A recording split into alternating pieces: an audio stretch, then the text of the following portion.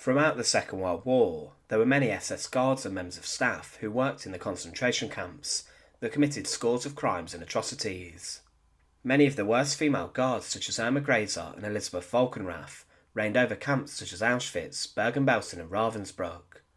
These female guards ruled over the women's camps with ruthless brutality and were known for executions and killings with their whips, guns and dogs. Many after the war were sentenced to death and were executed for their crimes against humanity. There were other concentration camps which were less known than others, and one of them was Stutthof.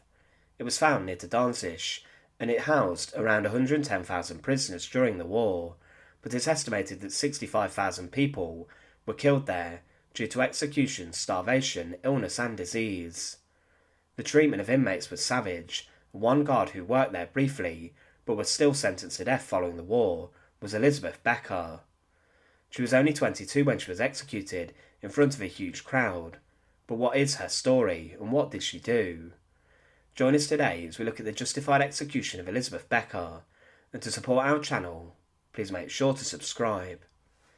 Elisabeth Becker was born near to Danzig on the 20th of July 1923, and as a young girl she grew up with the growing influence of Adolf Hitler and the Nazis. As a young girl it's assumed she had a rather normal upbringing, but at the age of 13, like millions of other girls, she joined the League of German Girls. Inside of this youth group, girls were taught domestic roles and how to raise a family and care for children. Hitler's belief was that women would raise as many children for the Third Reich as possible. Female youth groups were taught childcare, and male youth groups trained their cohorts up to have some experience in the military. Whilst inside here she would have took part in many different classes, and 2 years later at the age of 15, she then found a job in her town as a tramway conductor, and she would take and issue tickets on the transport links. In 1940 she moved jobs and worked for a company, and she became an agriculture assistant.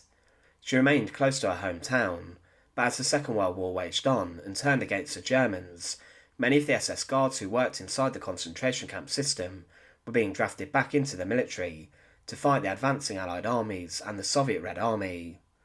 Because of this, the SS needed more guards and concentration camp staff to work at sites such as Stutthof, which was a camp relatively close to where Becker lived. Elisabeth was then called up for service to work at Stutthof Concentration Camp, and she arrived there on the 5th of September 1944 to begin her training as an SS Aufseherin, or a female overseer. Many women were sent to Ravensbrück, an all-female camp, where they were trained and schooled in how to instigate a reign of terror and fear. But Becker was trained at Stutthof, presumably as the SS believed it was quicker to train her there on the job, and then to get her guarding women prisoners. But the camp she came to was known for its death and depravity. Stutthof was the first concentration camp established by the Nazis outside their World War II German borders, and it opened on the 2nd of September 1939. It had a huge number of nationalities inside of the prisoner population, and conditions there were extremely severe. Tens of thousands of prisoners died from starvation and disease, and typhus spread throughout the camp through a number of different years. Many who were considered too weak or sick to work were sent to the small gas chamber found at Stutthof. They then were killed inside of these. Gassing using Zyklon B, the same pesticide used in Auschwitz, began in June 1944, around the time Elisabeth Becker came to the camp.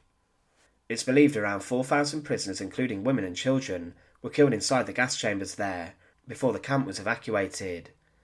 Many prisoners at Stutthof were also killed using lethal injections of phenol, and others were drowned in the mud and sometimes clubbed to death. Many prisoners were forced to work incredibly hard in the different industries, and many died from the intense labour conditions. Elisabeth Becker worked inside of Stutthof SK3 women's camp, and she was known for being rather violent despite being around just 21 years old. But some of her biggest crimes were in sending people to their deaths. She was accused later at her trial of personally selecting women and children to go to their deaths. Selections took place throughout the camp's week, and also when new prisoners arrived there. Those who were too weak or were not fit enough to work would be sent straight to the gas chambers and would be killed. Many guards who did this and selected them were playing God with the lives of prisoners, choosing if they lived another day or died. Elisabeth Becker was one of these, and she regularly participated in the killing of many of the camp's victims, including children. Elisabeth, following the evacuation of the camp, then went on the run. Prisoners began to be evacuated from Stutthof in January 1945, and many were killed towards the Baltic Sea, and some were even forced into the water and were then machine-gunned and killed. Thousands were killed in the evacuations, but Becker went on the run. She must have known that her crimes would come back to haunt her, and she returned back home. But 3 months later, the Polish police arrived at her house and arrested her, and she was placed in a prison to await her trial for crimes she committed at Stutthof. The first Stutthof trials occurred in Danzig on the 31st of May 1946, and 5 SS women and many capos who worked at the camp were brought forward to stand charges of crimes against humanity. So along with 10 other defendants, the 22-year-old woman was brought to trial. She had confessed during her interrogation that she had selected at least 30 female prisoners to be sent to the gas chambers and had been killed, but she later withdrew this. But despite this, she was sentenced to death and was found guilty of her murderous actions. But her death sentence did attract some criticism. Elisabeth Becker was just 21 when she worked at Stutthof. However, she had only been there a number of months at the camp, and she was tried alongside more established war criminals who had longer histories of cruelty and barbarism. But she still was responsible for the deaths of many women, and this was the reason why she was executed. She even tried to appeal to the Polish president to commute her sentence, and the court believed that she should have been commuted to 15 years imprisonment, as she was not as brutal as other defendants, such as Jenny Wanda Bachmann. But no pardon was given, and her death sentence was confirmed. Inside of Gdansk in Poland, Biskupia Górka is a small part of the city, and it was the site where Elisabeth Becker was executed. On a large hill close to the city, a number of gallows had been created that were huge. On the 4th of July 1946, Elisabeth Becker and her fellow condemned criminals were brought to the hill where tens of thousands of people had come to witness the executions. The gallows were so big that everyone could have a good view of the killings. Elisabeth Becker was placed on the back of a truck and was flanked by guards. Nooses hung from the gallows, and then these were secured around the necks of the condemned. Elisabeth Becker was then forced to stand with the noose around her neck, and then the truck she stood on drove away, and she was left hanging. She struggled and tried to grasp for breath, but within minutes she was dead. Elisabeth Becker's execution is a little different to other female Nazi war criminals. She had only been at the camp overseeing brutality for a number of months, compared to some female guards who had long histories at various different camps.